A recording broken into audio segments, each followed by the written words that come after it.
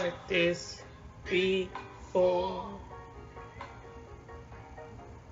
The disappointments by the score.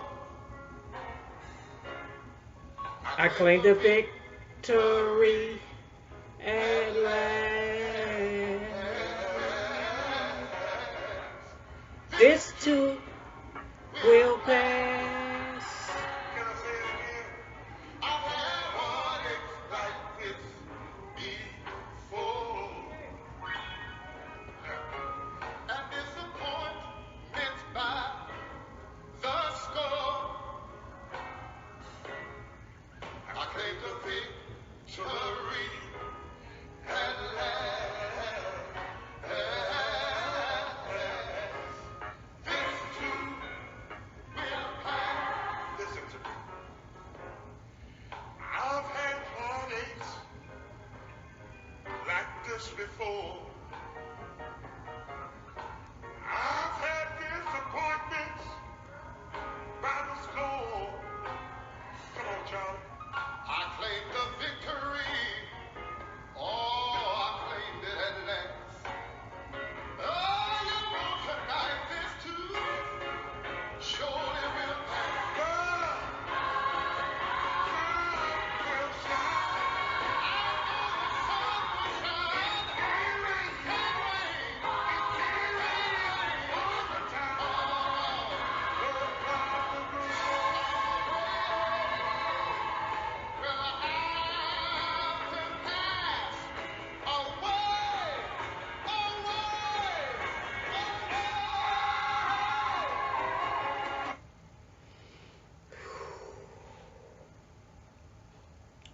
So recently I got some bad news from my doctor. A little bit of history about the situation that I'm about to talk about. I've always had problems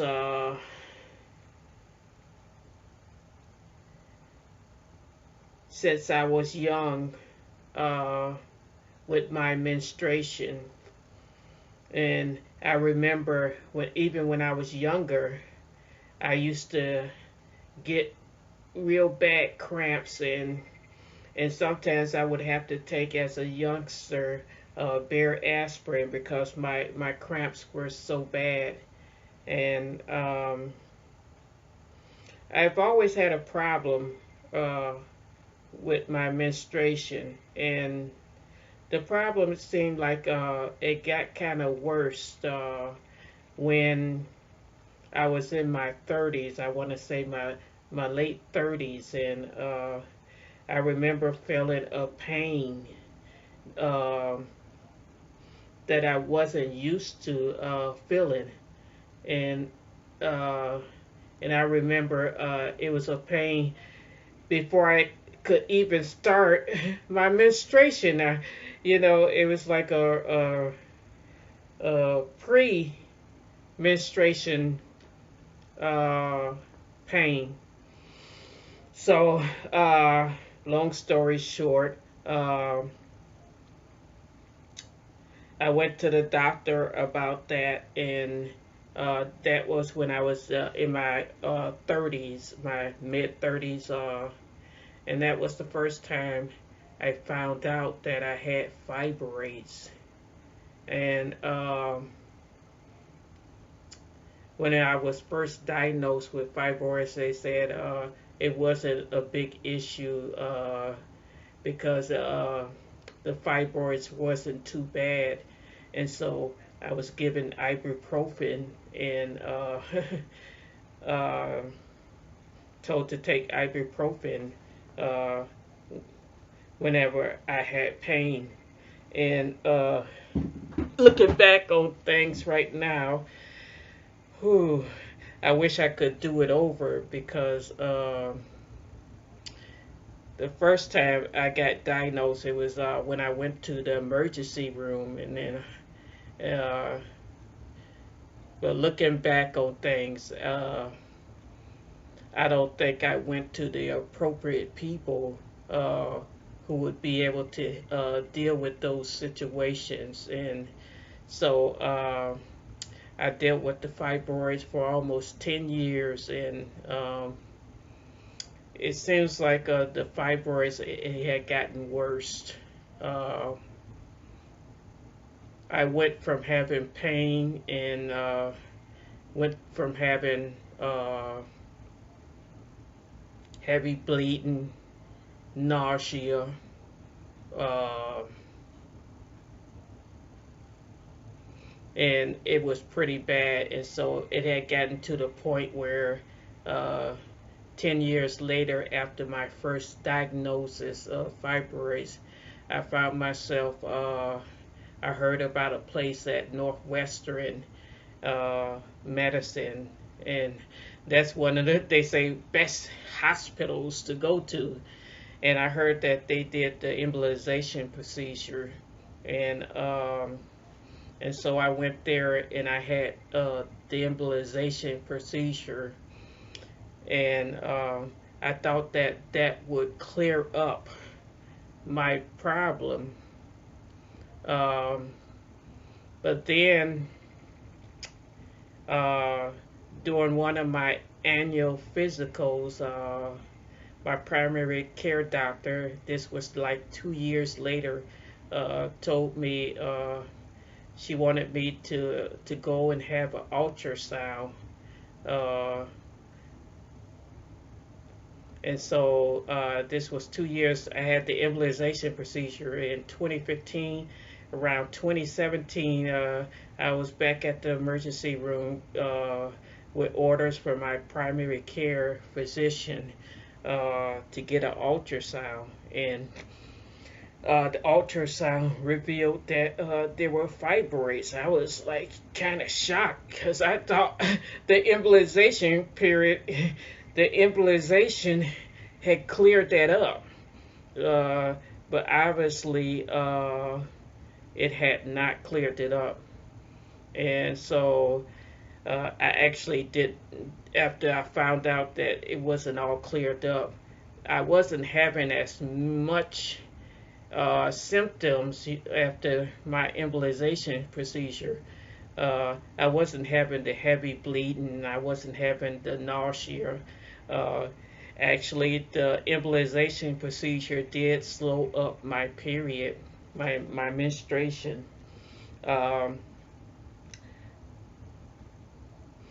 and it had gotten to the point where I thought I was kind of happy too that I was about to be in post menopause, and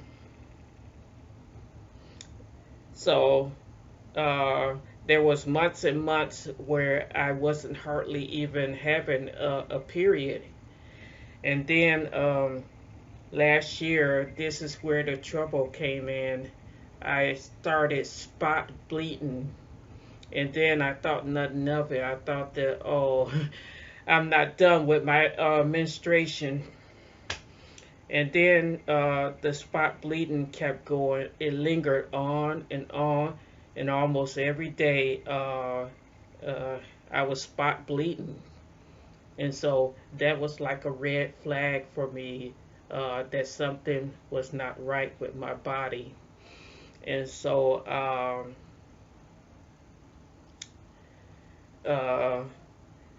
eventually I made an appointment to go see a gynecologist, and the gynecologist sent me to have an ultrasound again. That was this year, 2022. I went to have an ultrasound, and that's when I got the bad news that this time not only did I have fibroids, but I also had a cyst on my ovaries. And now that was a game changer, because a cyst on the ovaries, that's nothing that an embolization procedure could clear up. A cyst on the ovaries now it means that uh, I'm more likely to have surgery. And if I don't get the surgery, then I could face complications because a cyst is like a tumor. And if you let it go, that's just like fibroids too. Fibroids, they say, is nothing more but a benign tumor. And and if you let it go, uh, it gets worse and worse. And so now that's the situation that I find myself in. And and so uh, and about next week, it's August 17th today, uh, August 26th, I'm due to go back and meet with the gynecologist, and there's going to be a consultation, and I will have to have surgery to remove the cyst on my ovaries. And so,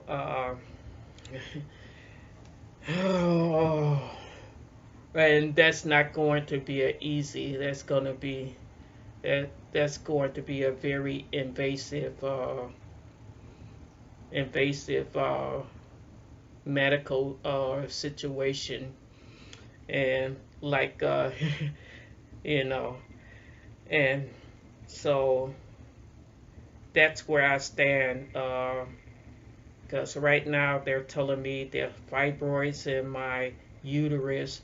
There are there's a cyst on my ovaries, and so right now uh, I'm going to have a consultation with the gynecologist, and uh,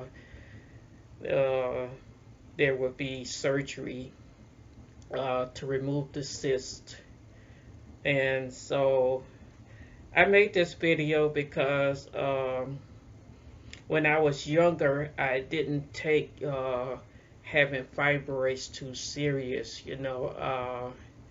If I was to do things over again, I would have not gone like 10 years before I got the embolization procedure.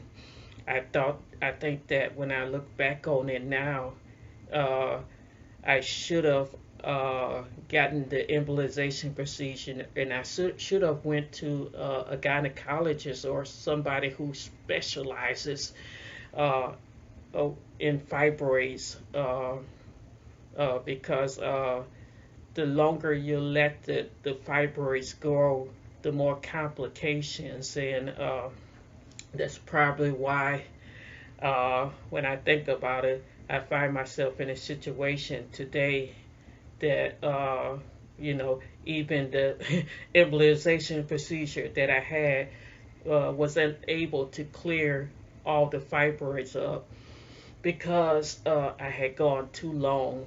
Uh, and so I made this video.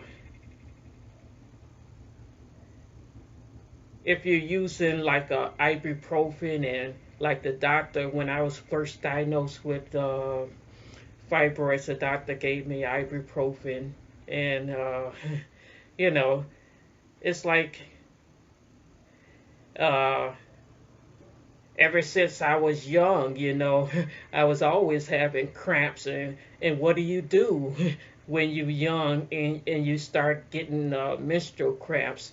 You're told to take an aspirin, you know.